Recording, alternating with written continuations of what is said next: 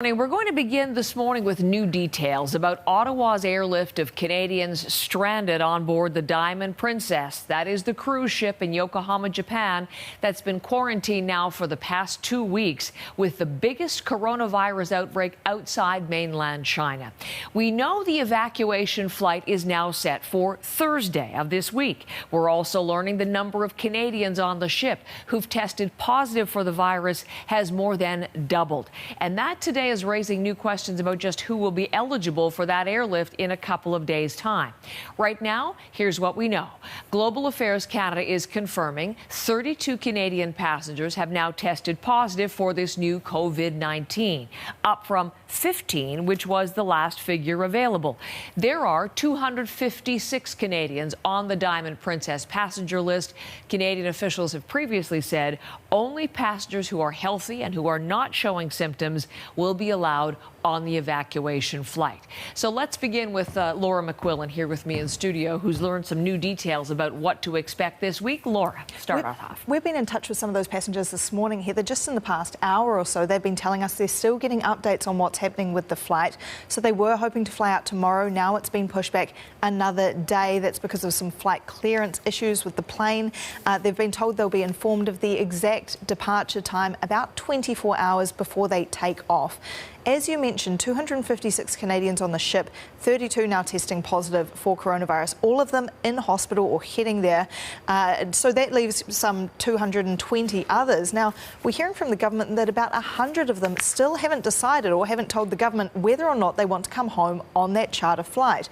Others, in the meantime, can't wait, including Alan and Diane Chow. They set up a Twitter account just to share what's been going on inside their cabin on the ship. We can show you a tweet from them this morning as well. They say they just heard the crushing news that the flight out of Japan is delayed. They're not sure what's going on and when this plane will arrive. Well, now we can tell them hopefully Thursday, but they just cannot wait to get out. One important detail we're also learning out of the government is because, of course, Japan has said everyone can get off the ship tomorrow when the quarantine on the boat ends. Well, the government here is saying don't do that. If you want to come home in a hurry, they won't be allowed on the charter plane if they do leave the ship early. And also a warning that the Public Health Agency has powers under the Quarantine Act to require those people to still be quarantined for another 14 days if they do try and come home. Also warning them they might not be able to get on another flight. They might not get accommodation. Exactly. All because they've been on the Diamond Princess. So things could get a whole lot harder if they don't take up that charter flight. Okay, so these next 48 hours are going to be rather determinant then. And we know they're going to get, when they do get on that flight, across home to Trenton again, and from Trenton on to quarantine in Cornwall, Ontario. Now, for people in Cornwall, it's really interesting. We've been hearing there's been quite a bit of confusion. They think some misinformation. What's been the reaction in that community? We went out on the streets there yesterday to speak to people. It's a town of about 1,500 people. It's a very small town. News travels fast, but we were hearing a mix of concern, but also a lot of compassion from people there. They're happy to welcome those passengers off the Diamond Princess as well. Here's that mix of views that we heard. If somebody's sick, you got to shelter them, don't you think? How can we 100% guarantee they're not going to be sick?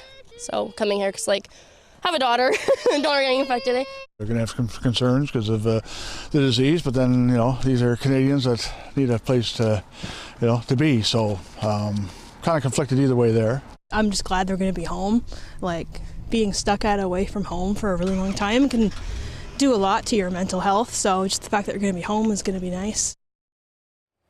And we heard from public health officials trying to clear things up a little bit yesterday because there had been confusion over whether Canadians who've tested positive but are asymptomatic would be allowed on the plane as Americans were. We heard from the Deputy Chief Public Health Officer, Dr. Howard New, that no one with symptoms or who is confirmed to have coronavirus will be allowed on the plane. So that clears it up for the people in Cornwall. We've also heard that the passengers will have to stay in their rooms, so they will get some outdoor time, kept far away from members of the public. There'll be 24/7 security. And Dr. Paul Roumeliotis, who is the medical officer of health for Eastern Ontario, also wanted to clear up a few of those concerns at a press conference yesterday. Here's a little bit more of those details he gave. I'm reassured that we do have the processes in place to be able to safely quarantine these repatriated Canadians, while at the same time protecting both people visiting NAV Centre, working at a NAV Centre, and obviously I don't think there's a risk for the Cornwall and surrounding area at all. I am more worried, I bet you, at this time about the flu. And that's something we've heard a few times now. So health officials really want to reassure people in Cornwall there's a very low risk that this contained group could spread coronavirus if they even indeed had it, because they will be screened. Exactly. All right, you're going to stay in touch with some of the people who are on that ship today, bring us new information. 32 Canadians now testing positive, more than 450 overall on board that ship, the Diamond Princess. Thank you very much, Laura McQuillan.